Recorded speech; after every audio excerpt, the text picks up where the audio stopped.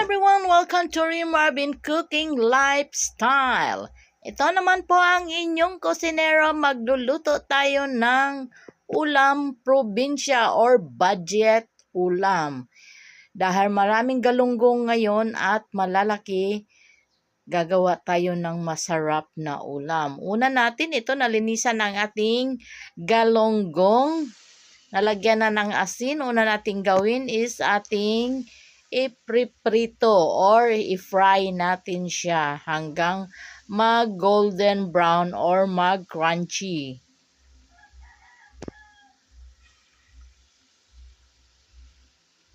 Sa hindi pa nakasubscribe sa ating channel, just click the subscribe button and notification bell para ma-notify kayo sa ating mga newly uploaded recipe. Ayan, while piniprito natin ang ating galunggong, mag-iwa naman tayo ng ibang sangkap. Ito unahin natin ang ating sibuyas or ang ating onion.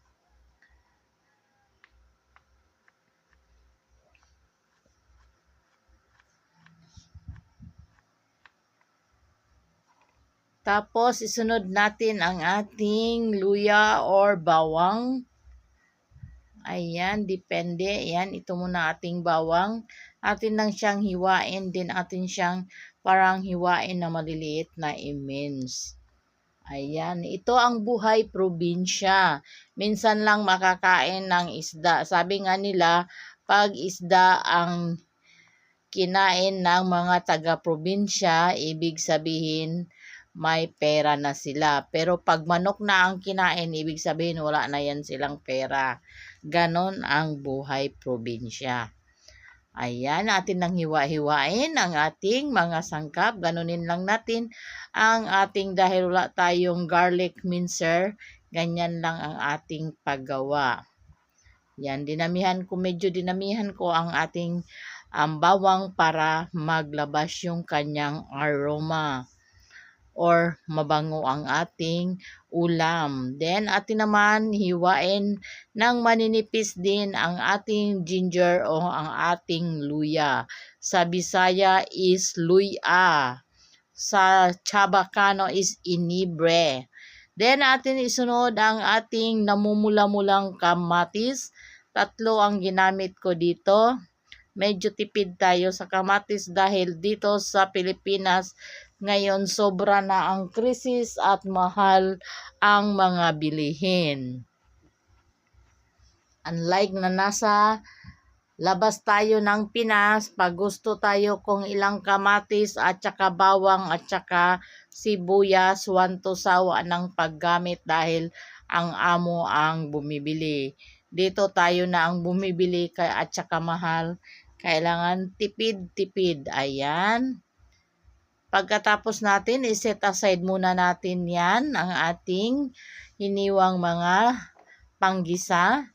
Ito ang ating 2 itlog. Atin siyang ika-crack at ibibit natin yan siya. Gawin nating beaten egg dahil kasama ito sa ating putahe sa araw na ito. Mga dibyentes, mga amigas, yan, i-beat lang natin. Then, after that, set aside natin ito. At punta naman tayo dito sa ating piniprito. Atin lang yan siyang ibaliktad para ang other side naman ang maluto. Second batch na ito ng ating prito. Naluto na yung unang prito natin. Ayan.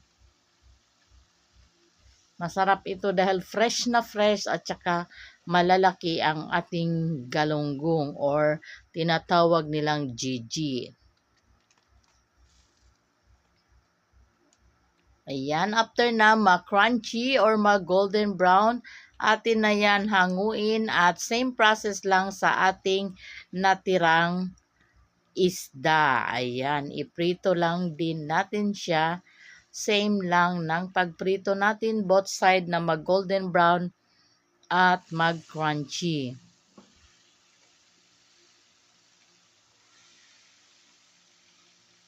Ang ating kawali is non-stick ito pero dekada na ang nito. After nating na-prito lahat, iset aside natin at gawa tayo ng ibang kawali. Yung ginamit nating mantika, yun pa rin ang ating gagamitin para yung kanyang lasa at saka sarap is andyan. Then, atin igisa ang ating onion. Hintayin lang nating mag-translucent at maglabas yung kanyang aroma at mahalimuyak na amoy. Then, isunod natin ang garlic at ang ating ginger. Kailangan talaga sabay yung garlic at saka ginger sa paggisa dahil yan ang lalong nagpapadagdag sa aroma ng ating mga ulam. Pagsabay ginisa ang ginger and garlic or bawang at saka luya. Yan, gisa-gisa lang natin. After, isunod na natin ang ating hiniwang na mumula-mula na kamatis. Hintayin lang nating lumambot at isunod nating ilagay ang ating mga spices.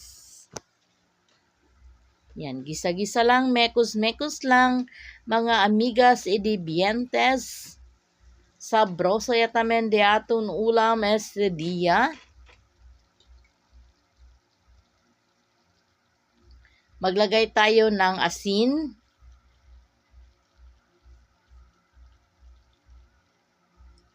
MSG. Seasoning granules.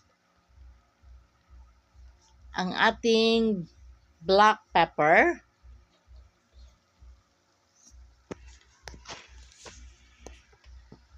Ayan, then ating i-mekus-mekus para lahat ma-well combine ang ating mga spices sa ating kamatis. Ayan, then maglagay tayo ng 2 tablespoon na soy sauce.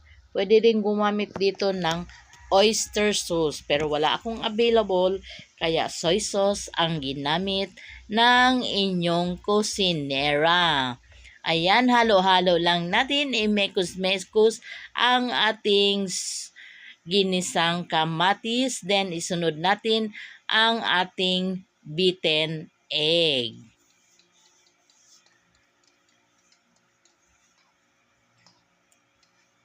Then, atin lang medyo lutuin. Tapos, ilagay na natin yung ating piniritong isda. Lagyan muna natin yan siya ng at least 1 cup na water. Kung may hot water, hot water.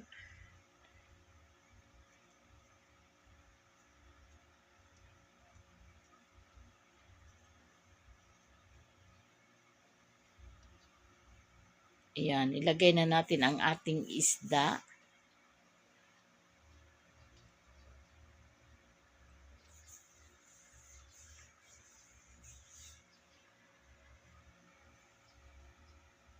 Pwede nating lagyan ng maraming tubig pero ako kunti lang ang ilalagay kong tubig dyan. Yung medyo magbasa-basa lang.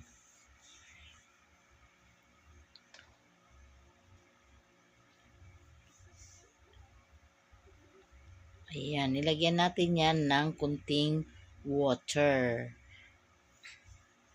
Ayan, sa puntong ito is luto na ang ating sarsyadong galunggong. Ilalagay na natin siya sa ating serving dish. Ito ang ating serving dish. Maraming salamat sa ulitin. Thanks for watching. Bye-bye. God bless and be safe. Bye-bye.